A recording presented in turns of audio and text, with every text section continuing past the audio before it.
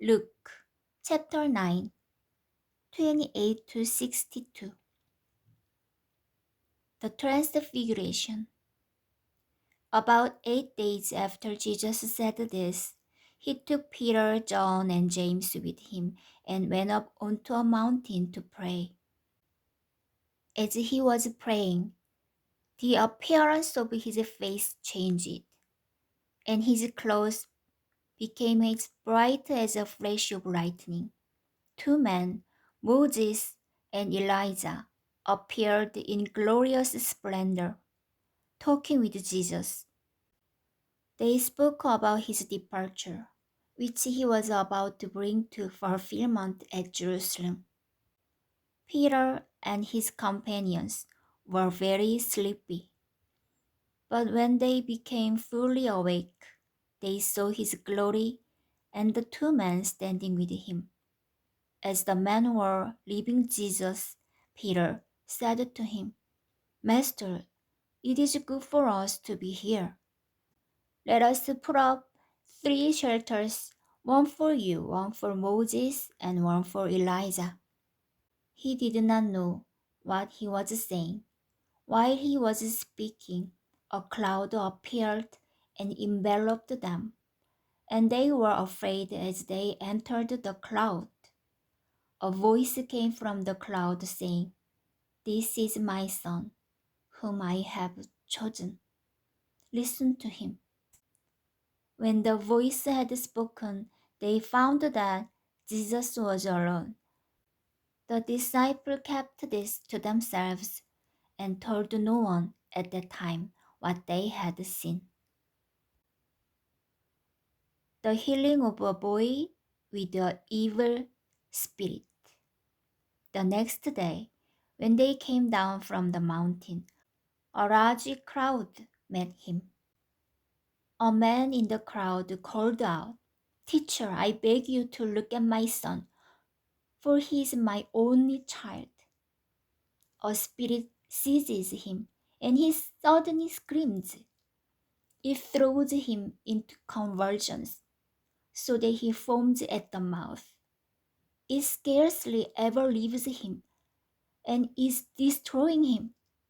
I begged your disciples to drive out, but they could not.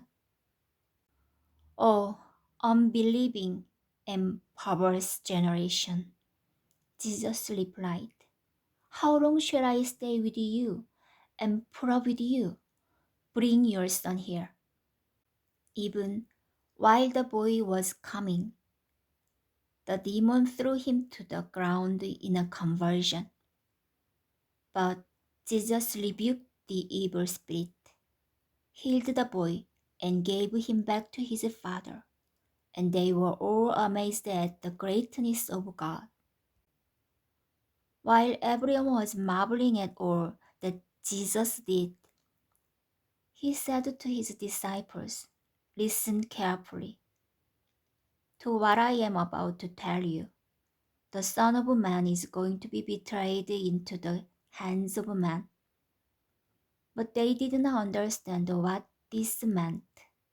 It was hidden from them, so that they did not grasp it, and they were afraid to ask him about it. Who will be the greatest? An argument started among the disciples as to which of them would be the greatest. Jesus, knowing their thoughts, took a little child and had him stand beside him.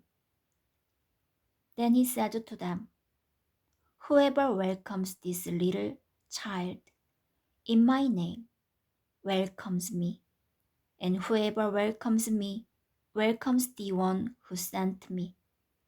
For he who is the least among you all, he is the greatest. Master, said John, we saw a man driving out demons in your name, and we tried to stop him because he is not one of us. Do not stop him. Jesus said, For whoever is not against you is for you. Samaritan opposition. As the time approached for him to be taken up to heaven, Jesus resolutely set out for Jerusalem, and he sent messengers on ahead, who went into a Samaritan village to get things ready for him. But the people there did not welcome him, because he was heading for Jerusalem. When the disciple James and John saw this, they asked, "Lord, do you want us to call fire down from heaven to destroy them?" But Jesus turned and rebuked them, and they went to another village. The cost of following Jesus. As they were walking along the road, a man said to him, "I'll follow you wherever you go." Jesus replied, "Foxes have holes, and birds of the air have nests, but the Son of Man has no place to lay his head." He said to another man, "Follow me." But the man replied, "Lord, first let me go and bury my father." Jesus said to him, "Let the dead bury their own dead, but you go and proclaim the kingdom of God."